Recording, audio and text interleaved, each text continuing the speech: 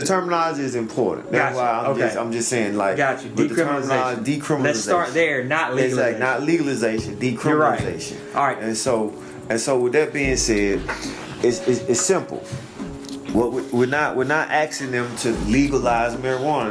That's the act of Congress that you never can get done. You know what I mean? But what we're asking them to do is simply decriminalize it. Take it off the list of priorities. Why? And I'm gonna explain it to you. You look at your city development and planning. You know what I mean? Your resources development. These are meetings that are being held on a scheduled basis. You know what I mean? And basically what they're doing, they're allocating the city's resources. They're allocating the city resources. How much money they spend on this, how much money they spend on this, how much money they spend on this. Okay, the one thing that we're interested in is how much money are they spending on the police department. Okay, now we break that money down. It equates into man hours. And so man hours. All right, so that's our discussion right there. Remember, man hours, because we buy those man hours. We buy those man hours at a set rate. All right. Now, looking at those man hours, what are we doing with those man hours? We're paying for them. What are we doing with them? Now we start crunching numbers, and you take the statistics. You take not statistics. You take the facts. You take the facts. You take all of your unsolved crimes, your major crimes. You take your rapes, your grand theft autos, your murders, your arsonies, all your major Class B felonies, Class C, B, A felonies, right? And you look at the number of unsolved, and that number is always astronomical. Always astronomical. Because all of these murders you hear about on TV that gets all of this big raving about what happened, and you follow that case, they never solve it.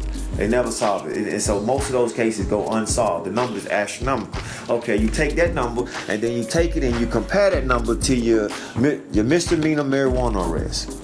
Your misdemeanor marijuana arrest. That number is going to be astronomical.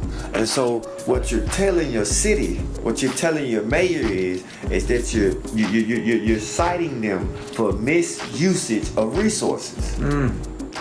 And what you're telling them is that we're spending our tax-paying dollars on our police department, and we're purchasing man hours. Those man hours need to go towards making our city safer. Making our city safer. Those man hours don't need to be wasted on misdemeanor marijuana arrests. Something that the majority of this country has made up their mind is just not a big deal. Yeah. It's just not. Let's not even discuss the specifics and get into opinions. But I think the general consensus at this point is it's simply not a big deal. So why are we spending so much money? Now I don't mean on a national level. I mean right here in the city of Montgomery.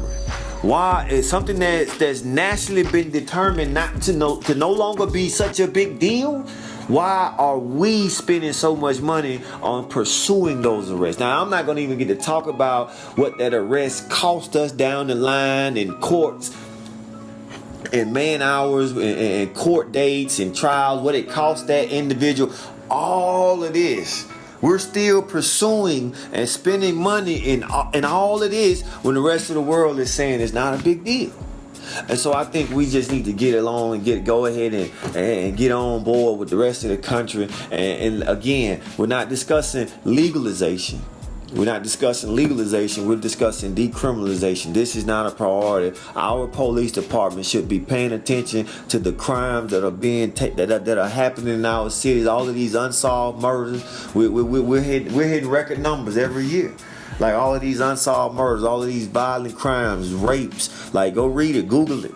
Look at the numbers. They're right there. The numbers are This is what our police department should be focusing on, not misdemeanor marijuana arrest. And that's your argument. And with that argument, you take that argument to your city. You take that argument to your city, and what cities are doing are just they don't even have a defense. They don't even have a defense. Now they can say, okay, to make our argument legit. Right now it's just an argument.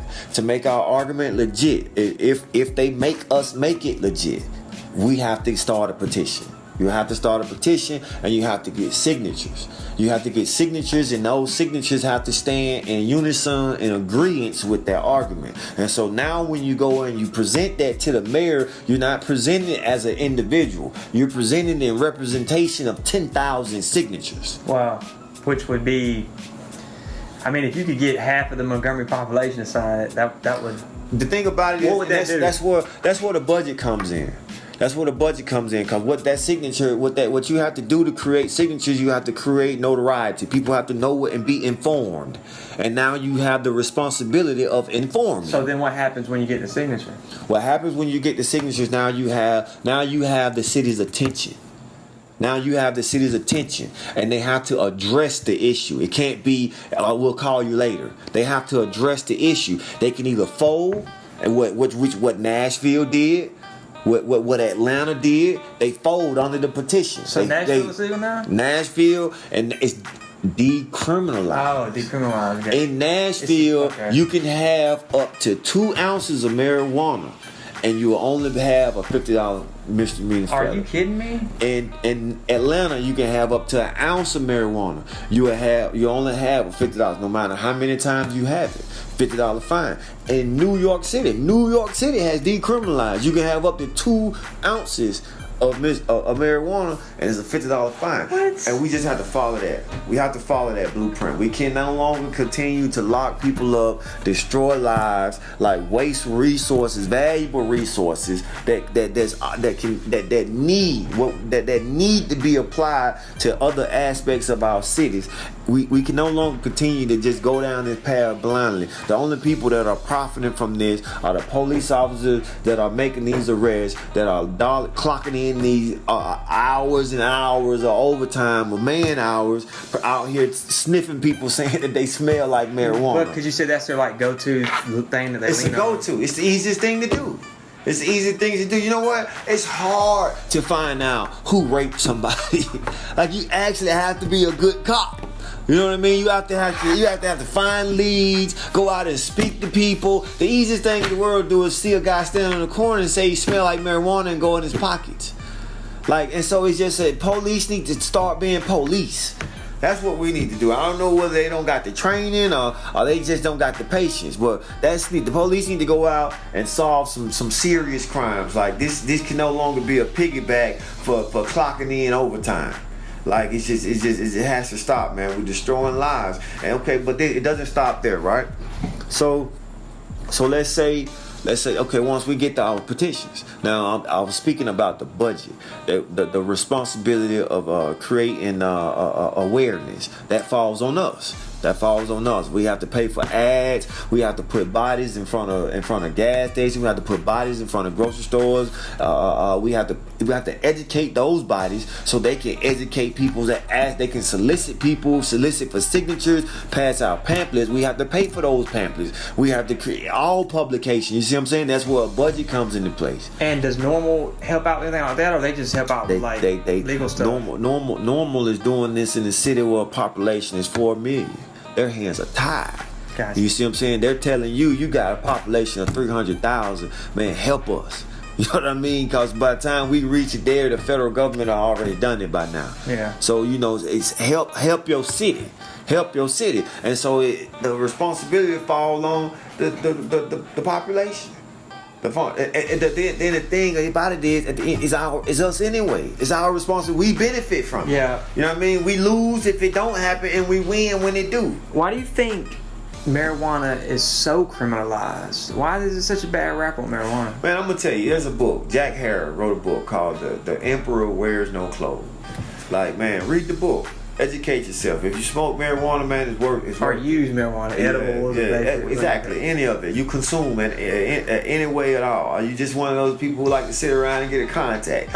Listen, man, read the book. It's called "The Emperor Wears No Clothes," and it basically just gives you the history of it, man. And the history is not even debatable.